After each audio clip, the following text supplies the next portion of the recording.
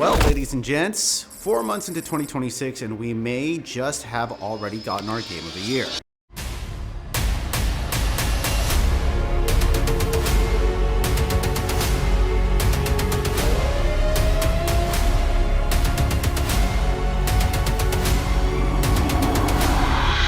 Thought we'd be waiting till November when Capcom would drop the new Onimusha game, the third entry of its legendary 2026 triptych. But given how innovative, creative, and damn near perfect this work of art is, if Pragmata isn't the best game of 2026, we might look back in retrospect and realize that we are currently in the second golden age of gaming. What's up, you soulless fiends for dopamine? It's your boy Locus again. Before we get this party started, I'm going to ask you to hit that like, that sub, and ring that bell for notifications. We got some more bad boy material on the way, and at the time of writing this, I'm 1/3 through the Lunatic Mode in Pragmata and 1 trophy away from the platinum. When I inevitably get the plat, it's going to be retroactively linked in the cards over here. And slight spoilers, this is one of the best platinum runs I've ever played through, no hyperbole. Literally checks all the boxes. All right, let's kick things off with the story on this thing. You don't come to a Capcom game expecting some kind of galaxy brain plot. You come for the characters. And as long as that lands, the only people whining about the plot are the ones trying to sound smarter than they are. That said, don't get it twisted, the storytelling is absolutely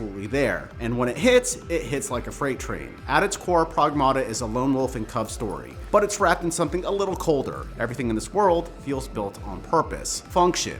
You got systems, machines, people, everything operating like it's part of some larger design that doesn't really care how you feel about it. Hugh, the main character, fits right into that. He's not a dad type, at least initially. He's a tool, a guy who gets dropped into situations and survives them. Diana, she's even more literal. An android, built for a reason we only start to understand as things unravel. And that is what makes our dynamic click. Because the entire game is quietly asking, what happens when something built to serve a function starts to feel human? And what happens when it gets the opportunity to deviate from said function? Most of that answer doesn't come from the cutscenes, it comes from the gameplay. The way that they talk, the way that they rely on each other, the little moments that don't feel important until you realize that they have been amalgamating and stacking the whole time. And underneath that, the game starts poking at something even weirder. Diana has only ever interacted with a simulation of cities, Earth, and elements, while she herself is basically a simulation of a human.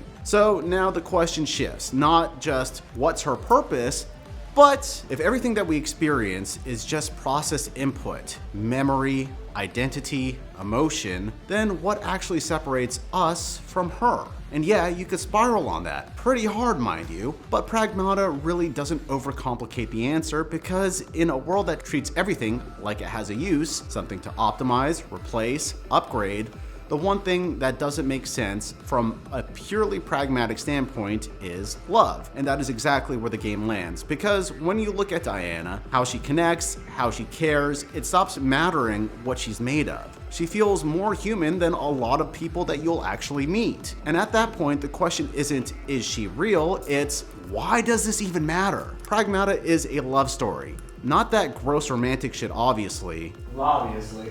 Did you just say obviously? Obviously.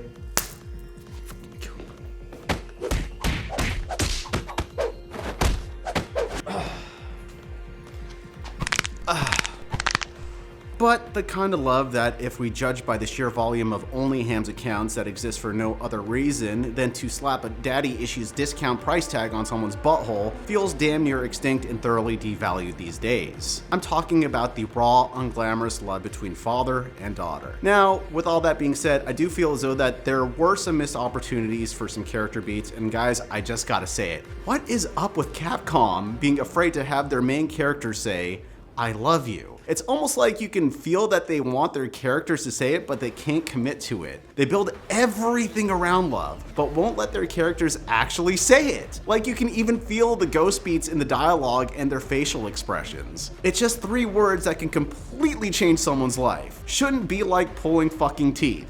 All that to say, guys, the storytelling in this game is actually quite fantastic. Let's talk about the audio in the game. I played the game in Japanese like I always do, but I gave the English dub a fair spin. At the end of the day, the Japanese version still takes the crown. Mio Tanaka's performance as Hugh just radiates this calm, authoritative, healthy patriarchy that feels almost extinct in modern media. If there were one word to define his delivery, it is kumicho. There are subtle little nuances when he talks Diana, the way that his voice softens just enough without ever sounding soft. It's like a hard-boiled egg, rock solid on the outside, still firm on the inside, only a touch gentler where it counts. Stoic as hell, yet genuinely nurturing when the moment calls for it, and never once feels forced or contrived. For Diana, now Toyama absolutely nailed it. She consistently conveys that insatiable, wide-eyed innocence of a young child to the point where I genuinely forgot I was listening to a woman in her 30s and actually bought that it was a little kid talking. If the game is Japanese and features either a quirk chungus or a little kid, I tend to kind of skip the American dub entirely. The fake, cutesy, over-the-top anime voice acting always feels painfully cringe in English and is almost entirely absent in the Japanese version, this game included. The rest of the cast is mostly inconsequential. There's only one other character that actually matters to the narrative, and everyone else just sounds like automated train station announcements.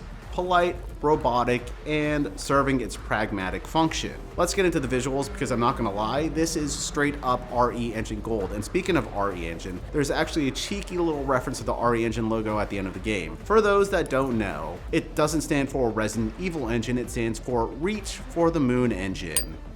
But when PRAGMATA dropped, a lot of people were saying it felt like a lost PS2 era game. And in some ways, I get it, but in a lot of ways, I disagree. I'll get into that when we hit the gameplay. I think the main reason people are getting those PS2 vibes is the aesthetics. It's not full-on dystopian cyberpunk misery. Instead, it leans hard into that Y2K futurism. Back when social media really wasn't a thing yet, people still had some wide-eyed optimism about the future, and technology felt like it could be something cool instead of another reason to be terminally cynical. And I do think that fits into the form and function of the game, being that Diana is far from a cynical being, and I think that is reflected in the technological infused aesthetics you see throughout the game and that she is composed of. But that's not to say everything in the game is perfect. The simulation for New York City, for example, feels genuinely eerie, intentionally designed to look like a lot of it was AI generated and hauntingly empty, almost like a ghost town that forgot to render the people. And yeah, I'm pretty sure Capcom has gone on record saying that they don't even use AI in their products. Everything is handcrafted. Makes a whole uncanny valley effect hit even harder. There are a few more areas included in this, but I don't want to ruin the surprise. I'll just go on record and say that they all fit cohesively in the same narrative, and yet all feel very distinct from one another. Now let's get into the gameplay. I'll start with my nitpicks. There's just one. Sometimes when you want to be able to pick weapons up off the floor and do a quick weapon swap, the player interface doesn't really emphasize the weapon switch, so sometimes you're confidently shooting at a foe with a weapon that you never intended on using, and it just ends up boning you completely. And honestly, that's about it. So remember when I said people were calling this a PS2 era game? Well, I think that is because that was a time in gaming history when the devs weren't scared shitless to take real risks with combat and new ideas. Back then, Capcom was leading the charge. Resident Evil, Onimusha, Devil May Cry, the 3D era was just hitting its stride, and you could suddenly do things with gameplay that simply couldn't exist in the 2D. Unique, bold, and sometimes batshit ideas were everywhere. Sadly, the fact that PRAGMATA feels like it belongs in that era says more about the sad, risk-averse state of modern AAA gaming than it does about the game itself. It dared to swing for something different, and in 2026, that alone truly feels like a radical act. But you know what? It paid off. PRAGMATA's combat nails the perfect pace, Hugh laying down a wide range of projectile fire while Diana hacks enemies at the same time. Throughout the game, you'll get all sorts of hacking abilities that appear on the grid. Some make the opponent overheat, while others have them tripping over themselves or even having you siphon health off of your foes. I think the greatest thing about this mechanic is that if you play with it enough, you will surely rewire your neurological patterns to work towards finding the most pragmatic and effective solutions to any sort of patterns you encounter even outside of the game.